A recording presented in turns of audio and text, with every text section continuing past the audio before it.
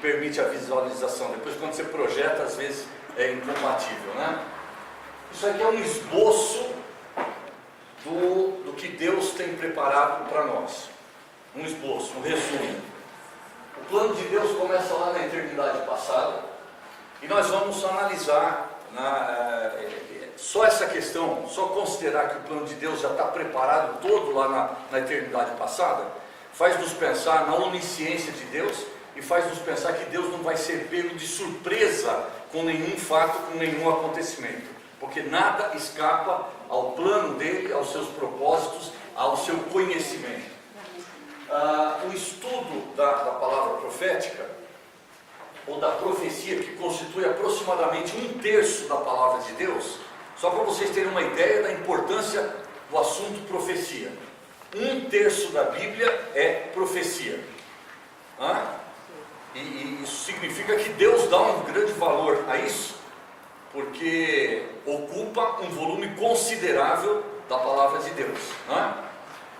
Quando a gente começa a estudar acontecimentos futuros, nós temos que voltar ao passado, e uma data importante é o ano de 444 a.C., quando foi assinado um decreto por um rei do Império Medo-Persa, o rei Artaxerxes, que permitiu a reconstrução de Jerusalém após a invasão de Nabucodonosor e a destruição de Jerusalém por parte pelo exército de Nabucodonosor, o Império Babilônico.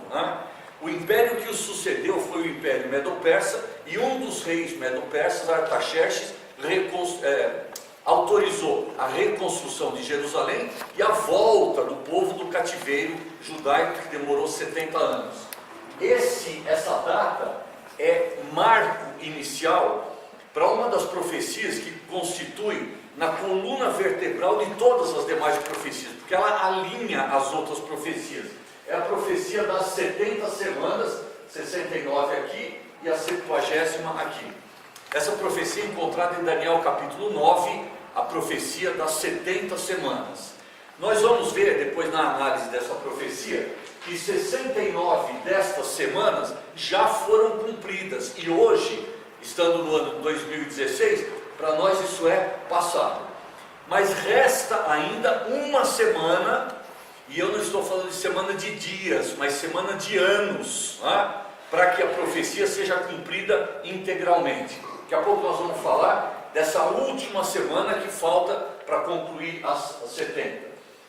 As 69 semanas terminaram no ano 33 da era cristã, quando, inclusive nós vamos ver, a análise dessa profecia nos permite fixar até o dia, o mês, além do ano, em que o Senhor Jesus entrou, a chamada entrada gloriosa ou triunfal dele em Jerusalém, montado num jumentinho. Aliás, o nosso irmão Jairo pela manhã mencionou essa questão, quando o Senhor falou para os discípulos providenciarem esse jumentinho, estava preso, e eles tiveram que soltar para que o Senhor, montado nele, pudesse entrar aclamado em Jerusalém.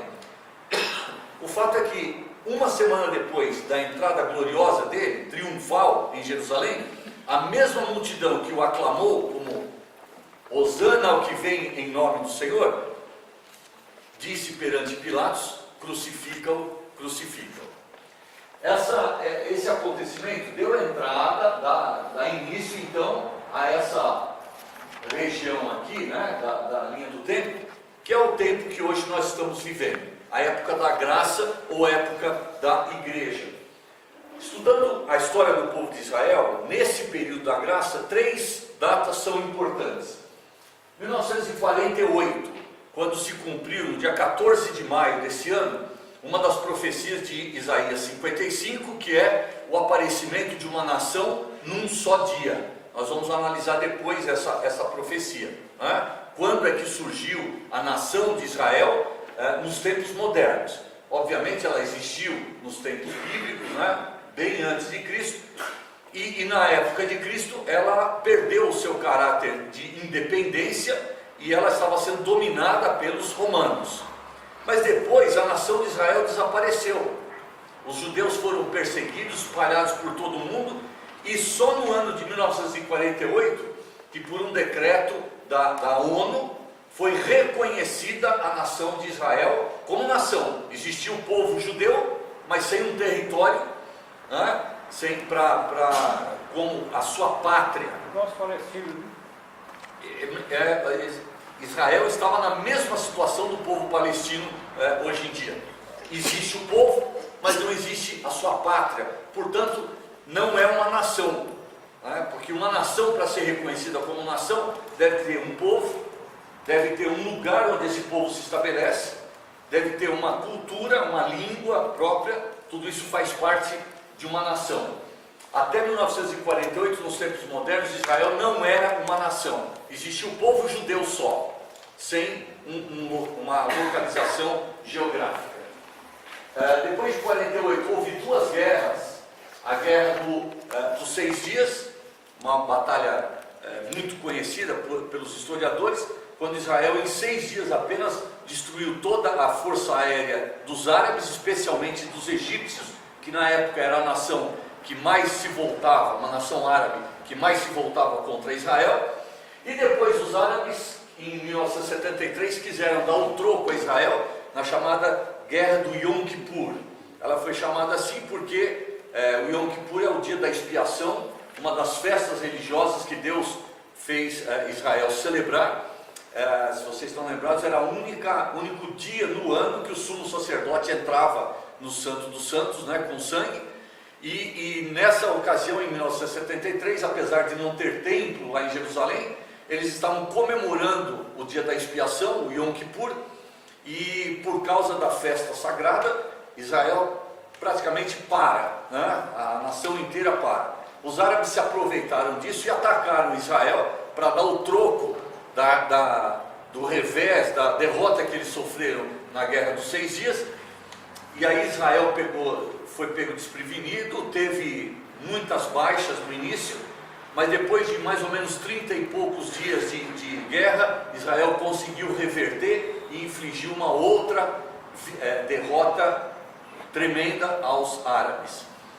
Isso daqui está sendo colocado só para concluir o pensamento, essas duas guerras, para mostrar o seguinte: se não houvesse um poder sobrenatural atrás da nação de Israel, essa nação já teria desaparecido há muito tempo.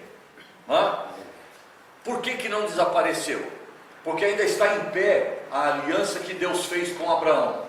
E como parte dessa aliança, não só destinada a Abraão, mas aos seus descendentes, os judeus, Deus disse: abençoarei os que te abençoarem, amaldiçoarei os que te amaldiçoarem.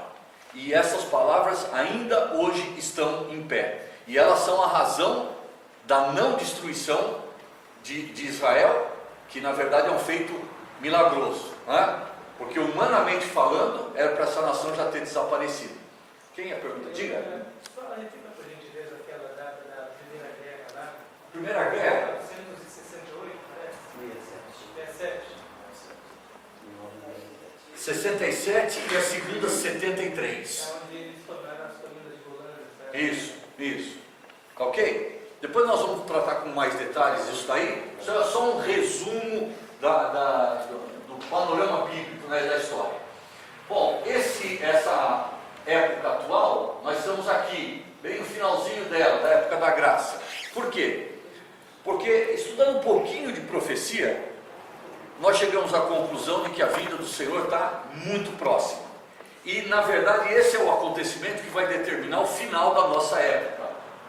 Hoje estamos aqui aguardando ansiosamente o arrebatamento. A igreja sendo levada para encontrar com o Senhor nos ares e de lá transportados para a casa do Pai, onde estaremos para sempre com o Senhor. Tirando a igreja aqui dessa terra, começa aqui na terra a última semana daquela profecia de Daniel capítulo 9, a 70ª semana. É uma semana de anos, lembre-se. Então serão 7 anos aqui na terra, que a Bíblia chama de período da tribulação. A Bíblia divide esse período em 2 metades, 3 anos e meio e 3 anos e meio. Esse primeiro período de 3 anos e meio, a Bíblia chama o princípio das dores. Isso faz parte do sermão profético do Senhor, no Sermão do Monte das Oliveiras, não o Sermão do Monte. O Sermão do Monte é Mateus 5, 6 e 7. O Sermão do Monte das Oliveiras, Mateus 24 e 25. Tá? Onde o Senhor responde a duas perguntas que os discípulos fazem, projetando então acontecimentos futuros. E a gente nota que o contexto ali é nitidamente, fortemente judaico. As palavras são judaicas, a lei é mencionada, o lugar santo, profetas do Velho Testamento são mencionados. É um contexto judaico, mostrando que no princípio das dores, primeira semana da tribulação, Israel vai ter até uma certa liberdade de expressão do seu culto, mesmo porque no início aqui o anticristo vai autorizar a reconstrução do templo em Jerusalém. E agora Israel, como um lugar de culto, vai prestar então a adoração que no passado prestou a Deus. Né? Porém, no meio da semana, o anticristo quebra aquele acordo que fez com Israel, e agora ele se move perseguindo a nação de Israel. Uma perseguição furiosa, tremenda, violenta. Muitos em Israel serão mortos, serão martirizados, né? Além do fato de que também haverá gentios perseguidos por causa da sua fé no Senhor Jesus. Vale a pena dizer que no início da tribulação, ou pelo contrário, antes de começar a tribulação, a igreja é arrebatada, e nós vamos provar pela Bíblia por que nós cremos no arrebatamento pré-tribulacionista e não mid no meio ou pós-tribulacionista no final da tribulação. A posição dos irmãos, na sua grande maioria, é crendo num arrebatamento pré-tribulacionista. Seremos arrebatados desse mundo antes de Deus manifestar a sua ira sobre os habitantes desse mundo. E aí, o anticristo quebrando o acordo aqui no meio da semana da tribulação, ele vai perseguir tanto judeus quanto gentios que crerem na palavra. Haverá muitos salvos no período da tribulação. Em Apocalipse capítulo 7, João viu uma multidão de todas as tribos, povos e línguas que foram salvos no período da tribulação. Então haverá crentes salvos, só que não farão parte da igreja, porque ela foi arrebatada antes de começar a tribulação. Nós vamos ver isso tudo em detalhes, tá? Eu estou só dando uma passadinha por cima, só para a gente localizar, ter uma visão panorâmica. Quando que esse período de 7 anos de tribulação termina? Com a vinda gloriosa do Senhor à frente do seu exército celestial para instalar o seu reino milenial. Então essa época aqui de 1000 anos é quando o Senhor Jesus estará reinando aqui sobre a terra. A igreja reinará com o Senhor, né? Israel vai ter um papel fundamental e central no reinado do Senhor Jesus durante esses 1000 anos. E esse período milênio, que vai ser um período de paz, de prosperidade material, de muita harmonia entre as nações. Por que vai haver todo esse sucesso, né? Tanto material, quanto espiritual, quanto físico, enfim, condições de vida aqui na terra muito boas? Porque diz Apocalipse capítulo 20 que Satanás vai estar preso durante esse período. É por isso que vai reinar paz, porque o príncipe da paz estará reinando e o adversário dele, que é Satanás, vai estar preso no abismo. No final do milênio, Satanás é solto. Apocalipse 20 diz isso. E ele sai seduzir as nações de todo mundo. E seduz. Lembra o que significa a palavra seduzir? É prometer algo, mas de forma mentirosa. Porque depois ele não vai poder dar aquilo que ele prometeu. Isso é o que faz, por exemplo, uma meretriz, uma prostituta. Ela seduz, ela promete alguma coisa, mas depois o que ela oferece é apenas dor de cabeça, problemas, com consequências terríveis. Satanás vai fazer o mesmo papel, seduzindo as nações e levando as nações a guerrearem contra o Senhor e contra o seu povo. E aí, no final, aqui nós vamos ter a batalha de Gog e Magog, descrita também em Apocalipse capítulo 20, que é a revolta final e a destruição do exército chefiado por Satanás, pelo próprio Senhor Jesus. Depois nós lemos em Apocalipse 21 e 22, novos céus e nova terra, quando o Senhor estará reinando para sempre. Esse é o propósito de Deus. Diga, irmão. O Armagedon é essa. O Armagedon ocorre aqui no final do período da tribulação. Vai ser, na verdade, Armagedon na Bíblia não é uma guerra,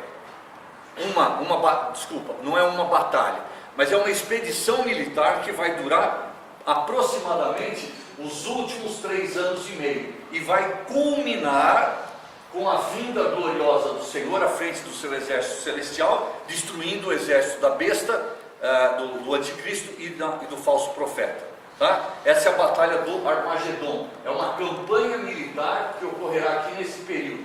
Essa batalha que vai ocorrer aqui é a batalha de Gog e Magog, batalha final, certo?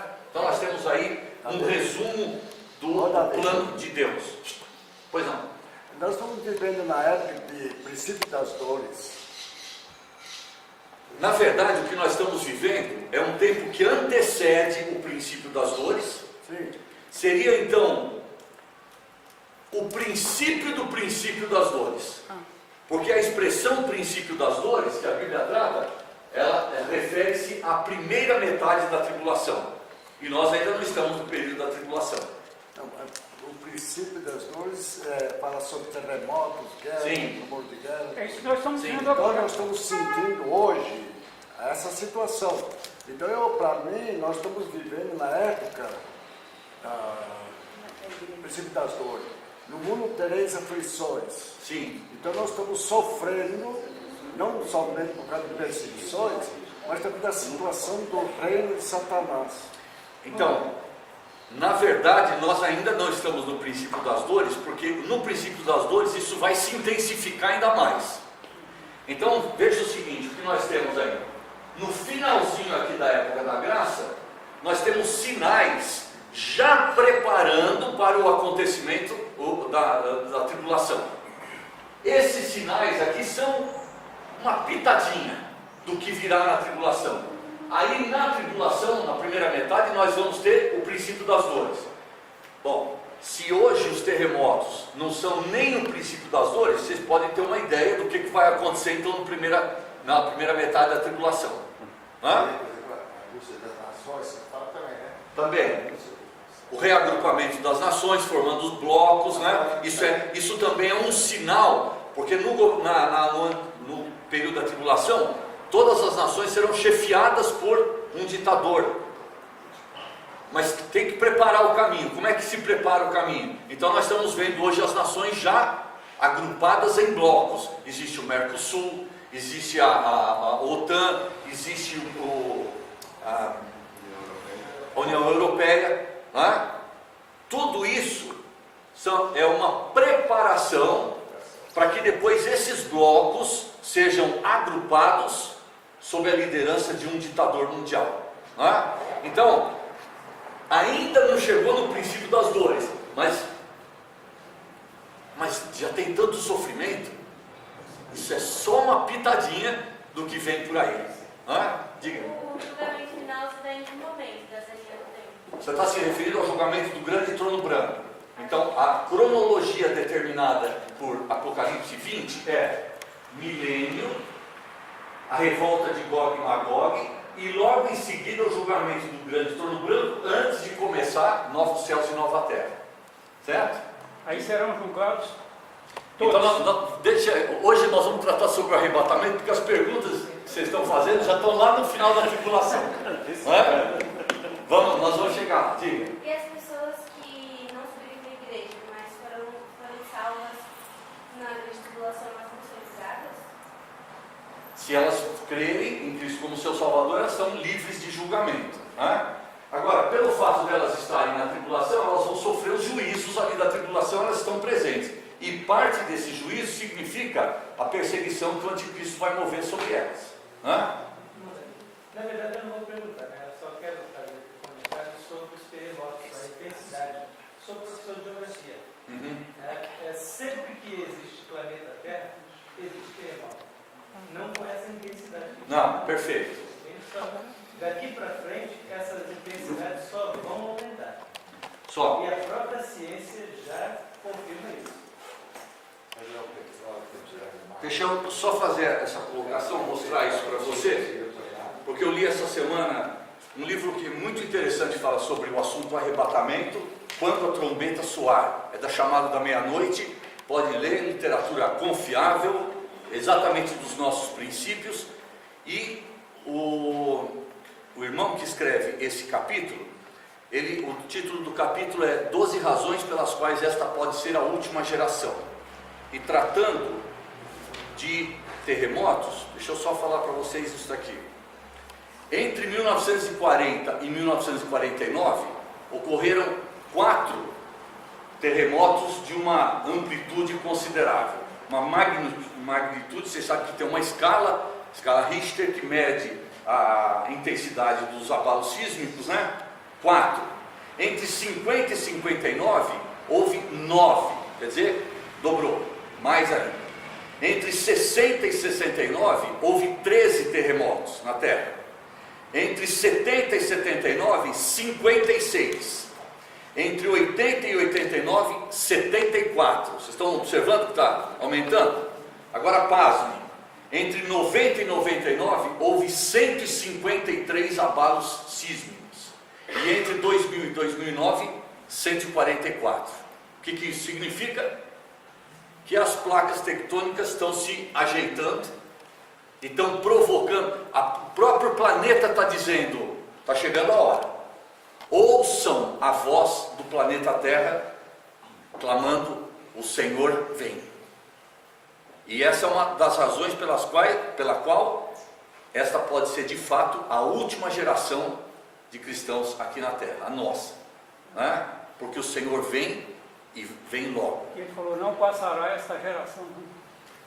Na verdade, quando ele falou essas palavras, em Mateus capítulo 24, a palavra geração também pode ser traduzida por raça.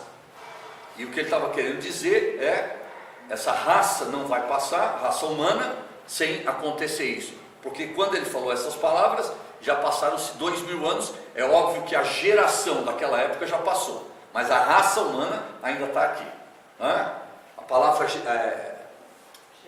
geração pode ser traduzida, ora, por geração mesmo, ou pode ser traduzida em alguns contextos por raça humana.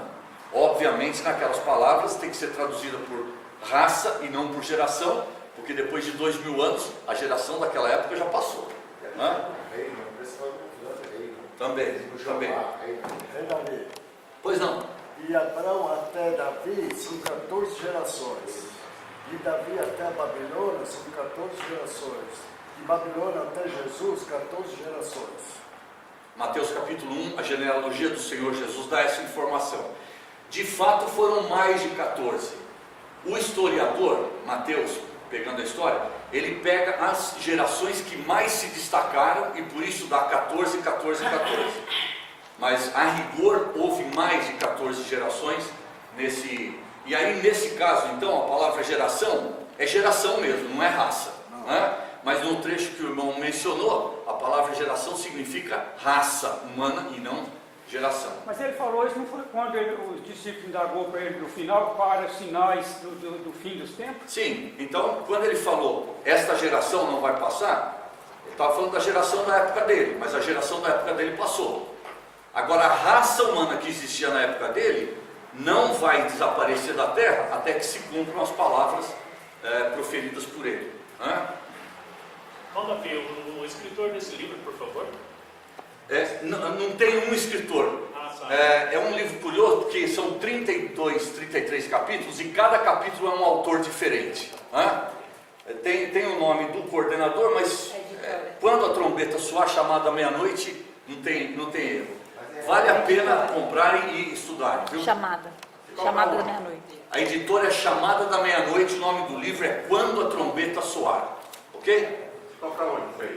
É chamada da meia-noite. Chamada da Meia-Noite, qualquer livraria evangélica, você vai encontrar isso aí. Mas é gozado que a história não consegue provar que a nação existiu, nem de histórico, né? Talvez seja porque Nero, da época, Paulo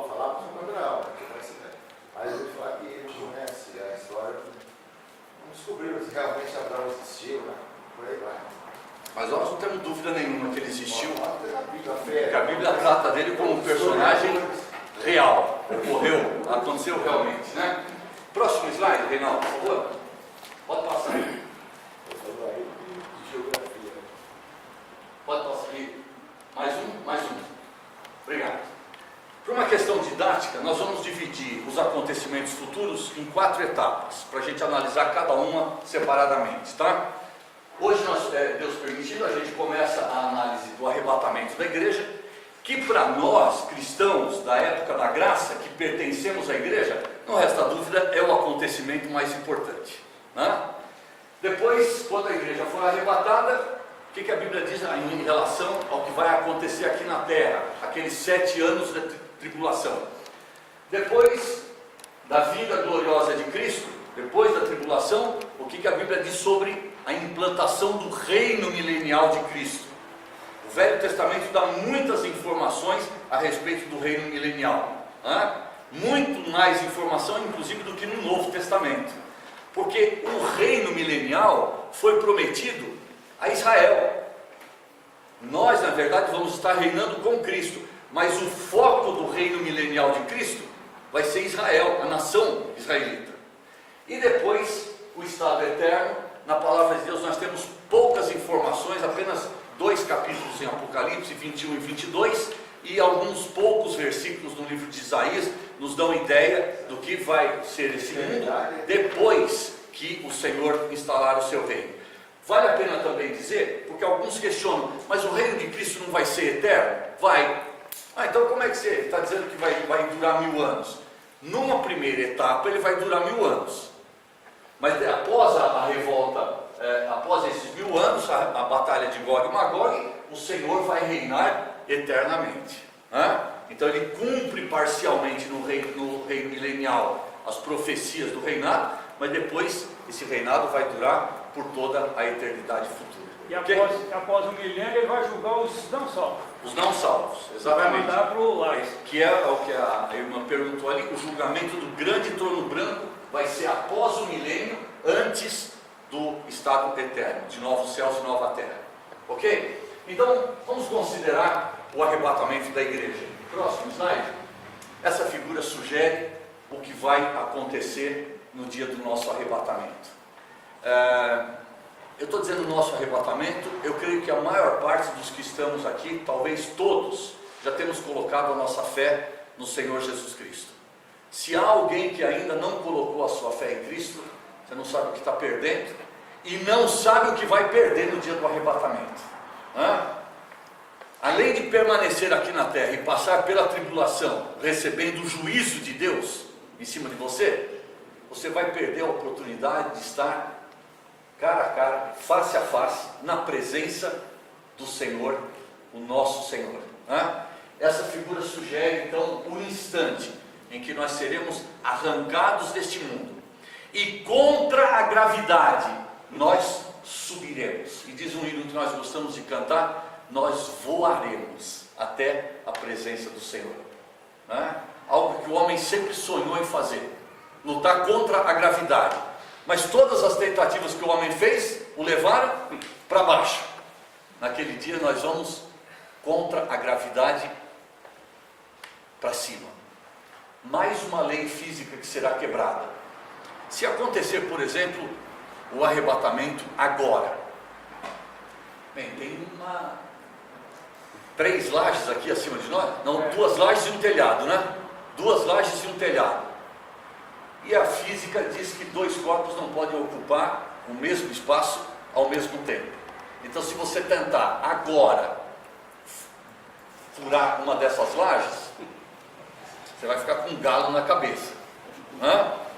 No dia do arrebatamento, com esse corpo transformado, que não estará mais sujeito às leis físicas, nós vamos atravessar se estivermos aqui no dia do arrebatamento, essas 2 lajes e o telhado, e aí as leis físicas não terão mais validade, e esse corpo não estará mais sujeito às leis físicas, porque ele será um corpo transformado pelo poder de Deus. Vamos analisar. Pois não? Como o corpo de Jesus quando apareceu lá. Exatamente. Exatamente, seremos semelhantes a Ele quando Ele se colocou ali no cenáculo, portas e janelas, diz a palavra de Deus, fechadas. Obviamente Ele atravessou a parede com o seu corpo glorificado. Nós vamos fazer a mesma coisa naquele dia. Próximo slide, por favor. Tem um versículo aí. Quando Paulo escreveu a carta a Tito, ele diz: a graça de Deus se manifestou salvadora a todos os homens, educando-nos para que, renegadas a impiedade e as paixões mundanas, vivamos no presente século sensata, justa e piedosamente. E enquanto nós estamos vivendo dessa forma aqui na terra, sensata, justa e piedosamente, nós estamos aguardando alguma coisa acontecer. O que é? O impeachment da Dilma? Não? Não. Cristãos não deviam se preocupar com a política da pátria terrena. Cristãos deveriam se preocupar com a política, sim, mas da pátria celestial. Se ela vai ser impedida de prosseguir o seu governo ou não, isso é algo que está nas mãos do Senhor, e nenhum dos seus propósitos vai ser frustrado. A Bíblia nos ensina. Agora, eu tenho que fazer política, e você tem que fazer política, sim, mas da pátria celestial, não da pátria terrena. Deixa os mortos sepultar os mortos. Eu gostaria que nós orássemos hoje, amanhã, para que Deus evite quebra-quebra aqui entre nós, especialmente lá em Brasília, né? Mas haverá manifestações em todas as cidades, ou que Deus nos livre de um tempo de anarquia, de quebra-quebra. Agora, o que vai acontecer? Essa não é a minha esperança. Minha esperança não está depositada no acontecimento de amanhã, na votação dos deputados e senadores. Onde é que está a minha esperança? A minha bendita esperança, qual é? A vinda do Senhor. Na manifestação da glória do nosso grande Deus e Salvador. É aí que está a minha esperança. Essa é a minha esperança. Essa é a minha bendita esperança. E que nós cristãos estejamos aguardando de fato e vivendo na expectativa da volta iminente do Senhor. Porque Ele disse: cedo vem. E Ele não deixa de cumprir as suas promessas. Nunca deixou e nunca deixará. Bendita esperança. Próximo slide. O escritor da carta aos Hebreus, no capítulo 9, coloca diante de nós essas palavras: e assim como aos homens está ordenado morrerem, quantas vezes? Quem é que ordenou isso? Deus ordenou. Deus ordenou. A alma que pecar, essa morrerá. E vai morrer quantas vezes? Ou morre e reencarna, morre e reencarna. É assim? Não. Deus ordenou: pecadores vão morrer uma vez. E nas vezes em que Deus permitiu a ressurreição de alguma pessoa, o que aconteceu com ela? Morreu de novo. E está aguardando o dia da ressurreição lá na sepultura, seus restos mortais. Aos homens está ordenado morrerem apenas uma vez. Depois disso, o que vem? Assim também Cristo, tendo se oferecido uma vez para sempre, para tirar pecados, aparecerá. Ele já apareceu uma vez. Quando? Quando ele nasceu. Quando ele nasceu em Belém. Se bem que ele já existia antes. Como Deus eterno que ele já existia antes. Em Belém, apenas houve a encarnação dele. Conforme diz o escritor da carta aos Hebreus, no capítulo 10, corpo me formaste, mas ele já existia. Sua existência é eterna, é pré-encarnação. Houve apenas a tomada da semelhança do que nós somos. Ele se identificou conosco na encarnação, mas ele já existia antes. Ele é eterno. Jesus Cristo é o mesmo ontem, hoje e o será para todos sempre. E essas palavras só podem ser ditas a respeito de um ser que é eterno. Naquele primeiro slide nós dissemos eternidade passada e eternidade futura. Para quem é eterno, não existe eternidade passada e eternidade futura. Isso é um erro que mostra a nossa limitação como mortais. Para quem é eterno, não existe passado, presente e futuro. Por isso o escritor da carta aos Hebreus exprime bem esta verdade, dizendo: Jesus Cristo é o mesmo ontem, hoje e para sempre.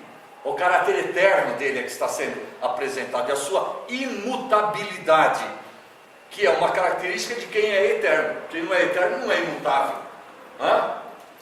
Muito bem, mas esse versículo menciona uma segunda aparição do Senhor.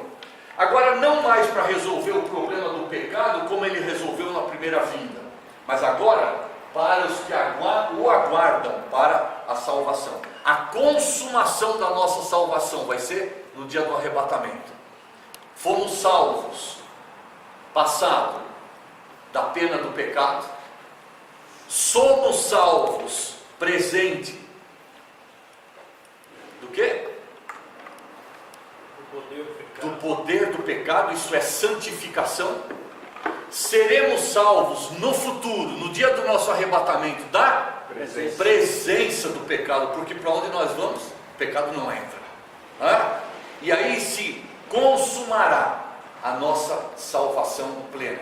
É por isso que o escritor da carta aos Hebreus, no capítulo 7, verso 25, ele diz: ele pode salvar totalmente os que por ele se chegam a Deus. Salvação total é da pena, do poder e da presença do pecado para todos sempre.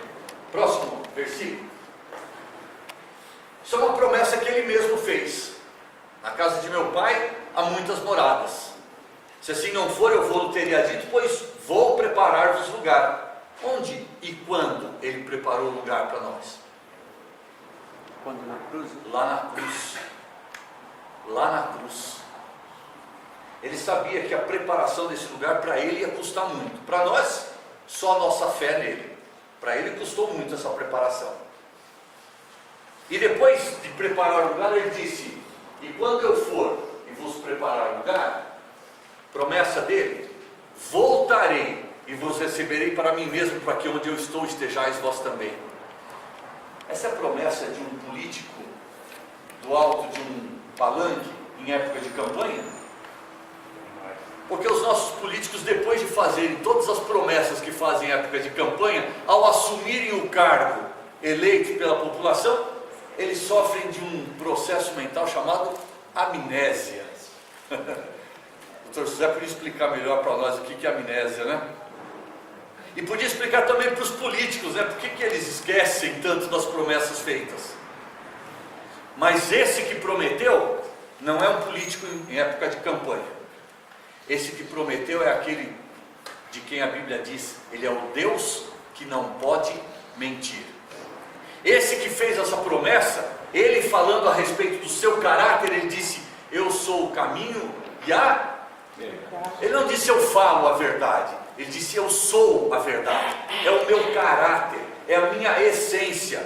E sendo o verdadeiro, ele fez uma promessa. Qual foi?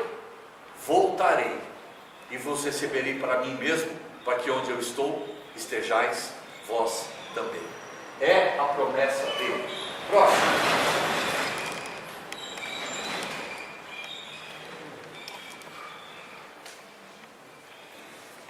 Agora vamos pensar um pouquinho.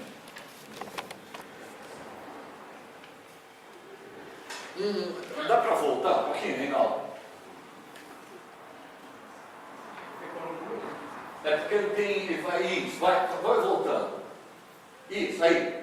Obrigado. Volta o verdinho aqui embaixo. Isso. O ministério escrito do apóstolo Paulo foi num tempo extremamente reduzido. Foram aproximadamente 12 ou 13 anos. Mas nesses 12 ou 13 anos, o Espírito Santo o guiou a escrever as 13 epístolas que nós temos na palavra de Deus, em blocos. Elas não foram escritas uma, depois outra, mas elas foram escritas em blocos. E a ordem em que elas foram escritas sugere algo importante para nós. Quando nós pensamos em escatologia, nós pensamos assim: isso é um assunto muito complicado, só para quem tem muito tempo de fé cristã, conhece a Bíblia de trás para frente, de ponta cabeça. Escatologia é um assunto complicado. Sabe o que o Espírito Santo quer mostrar para nós hoje? Que é um erro nós pensarmos isso. É um erro. Eu já disse para vocês que 1/3 da Bíblia é profecia. Deus dá um valor tremendo a isso. A introdução do livro de Apocalipse diz: bem-aventurado aquele que ouve, lê e guarda as palavras desta profecia. Há uma bem-aventurança destinada àqueles que estudam a profecia. Mas isso não é só para presbíteros de igreja, só para missionário, só para gente que tem 30 anos de fé cristã. Porque as 2 primeiras epístolas que o Espírito Santo inspirou o apóstolo Paulo para escrever foram 1ª e 2ª Tessalonicenses, as 2 chamadas epístolas escatológicas. A primeira epístola tratando do arrebatamento e a segunda epístola tratando especialmente da vinda em glória do Senhor para instalar o seu reino milenial. Acontecimentos futuros. É como se o Espírito Santo estivesse querendo dizer: olha, antes de você saber detalhes do Evangelho, da doutrina e do funcionamento da igreja, o Espírito Santo vai colocar diante de nós a vinda iminente do Senhor Jesus. E sabe que isso faz uma diferença enorme para todo cristão. Começar a vida cristã pensando: Cristo vem, produzindo aquela vibração no nosso coração, aquele desejo ansioso de encontrar com o Senhor, faz-nos ter uma responsabilidade grande quanto ao evangelismo, um amor pelas almas perdidas e uma paixão por viver uma vida de santidade enquanto o Senhor vem. Agora, se eu esquecer que o Senhor vem, e muitos de nós temos esquecido, grande parte da igreja de Cristo tem esquecido que o Senhor vem, e é por isso que nós vivemos num estado de mornidão espiritual, que é a característica da igreja em a 7ª carta lá de Apocalipse 3. Igreja em? Ela é uma igreja morna. Por que ela é uma igreja morna? Porque ela esqueceu que o Senhor vem. Ela esquece de evangelizar, ela esquece de viver uma vida santa, ela esquece do tribunal de Cristo, onde nós vamos prestar contas do nosso serviço, ela esquece de tudo isso. Então ela vive aqui uma vida cristã morna. E sabe o que essa vida cristã produz ao Senhor? Causa náuseas aí, enjoo, porque não é nem fria e nem quente, é uma vida morna. O esquecimento da vinda de Cristo para buscar a sua igreja leva-nos a um estado de mornidão espiritual. Lembre-se disso. Primeiras epístolas que o apóstolo Paulo escreveu, mais ou menos no ano 52, 53 da era cristã. Essas 2 epístolas colocam diante de nós esse fato glorioso: o Senhor vem. Isso fez vibrar o coração dos cristãos no primeiro século, contagiados pelo apóstolo que dizia: nós os vivos, os que ficarmos até a vinda do Senhor. Você já pensou? Eu estou falando isso para vocês, eu estou arrepiado de pensar que aquele apóstolo, sabe por que ele sofreu tanto? Sabe por que ele enfrentou tanto as perseguições, inclusive de Satanás? Sabe por que ele foi tão fiel ao Senhor? Porque ele dizia: nós os vivos, os que ficarmos até a vinda do Senhor. E a certeza da vinda iminente do Senhor produziu naquela vida uma vida de santidade e de serviço ao Senhor. Por favor, as próximas epístolas que o apóstolo Paulo escreveu são epístolas chamadas de evangélicas. Elas foram escritas entre os anos 55 e 60, são as 2 cartas aos Coríntios, Romanos e Gálatas. Vocês têm essa informação aí na apostila, só acompanhando aí na apostila. Quer dizer o seguinte: o Espírito Santo colocou primeiro diante dos leitores de Paulo a certeza: Cristo vem. Cristo vem. Foi o primeiro assunto focalizado nas cartas. Agora, Cristo vem, nós devemos pregar o Evangelho e nós devemos conhecer a doutrina do Evangelho. 2 epístolas, Romanos e Gálatas, são essencialmente teóricas quanto à doutrina do Evangelho, e 2 epístolas, 1ª e 2ª Coríntios, são essencialmente práticas quanto ao Evangelho. Isso quer dizer o seguinte: 2 tratam do que é o Evangelho e 2 tratam de como se vive o Evangelho. Porque afinal de contas o cristianismo é isso. Não é ficar enchendo a cabeça com teologia, mas é conhecimento que leva a uma prática correta diante do Senhor. As epístolas evangélicas nos mostram isso. Segue, por favor. Uma vez crendo nesse Evangelho, nós fazemos parte da Igreja de Cristo. E as próximas epístolas que o apóstolo Paulo escreveu apresentam-nos esta verdade. Elas são chamadas de epístolas da Igreja porque elas mostram a doutrina da Igreja, e elas são chamadas também de cristocêntricas porque tem Cristo como o cabeça da Igreja, e portanto o centro da Igreja. Elas também são chamadas de epístolas da prisão porque foram escritas na primeira vez que Paulo ficou preso em Roma. Lucas narra isso no capítulo 28 do livro de Atos, primeira vez que ele ficou preso em Roma. E finalmente os escritos do apóstolo Paulo terminam com as epístolas pastorais, escritas aproximadamente no ano 66 ou 67 da era cristã, 1 e 2 Timóteo e Tito. Agora observem como isso é salutar para uma vida cristã correta. Cristo vem, e essa verdade deve estar bem clara à frente dos nossos olhos. Porque Cristo vem, eu preciso conhecer o Evangelho que eu creio. Crendo nesse Evangelho, eu faço parte da igreja. Mas o desejo do cabeça da igreja é que eu vá crescendo em maturidade, rumo à liderança. E por que não? Se alguém aspira ao episcopado, excelente obra almeja. Deveria ser o desejo de toda criança na escola dominical. Ela deveria querer dizer, e ser ensinada a dizer: quando eu crescer eu quero ser presbítero da minha igreja. Ah é? Ótimo desejo. Então você tem que ser ensinado e tem que mostrar esse crescimento gradativo rumo à maturidade. Vocês estão percebendo que a ordem em que o Espírito Santo inspirou o apóstolo Paulo para escrever estas cartas é exatamente a ordem dos fatos na nossa vida? Mas eu estou querendo destacar, já que nós vamos tratar de escatologia, o fato de que ter a ciência de que o Senhor vem no começo da vida cristã vai ditar o ritmo de crescimento, vai colocar os nossos olhos focalizando aquilo que é realmente importante. E eu gostaria que todos nós pensássemos aqui nesta tarde esse fato: o Senhor vem. E talvez você esteja tranquilo porque você está dizendo: eu já creio em Cristo como meu Salvador, eu já estou preparado para a vinda de Cristo. Saiba que não é essa a única forma de nós nos prepararmos para o arrebatamento. Não é a única forma. O que é que eu estou fazendo para o Senhor? Porque após o arrebatamento, 2 acontecimentos terão lugar lá no céu: o tribunal de Cristo, onde o nosso serviço para o Senhor vai ser avaliado, as nossas intenções vão ser avaliadas, o que nós fizermos por meio do nosso corpo, tudo isso vai ser avaliado. E aí receberemos ou não o galardão. Salvação é pela fé, é dom de Deus, é a parte do nosso mérito.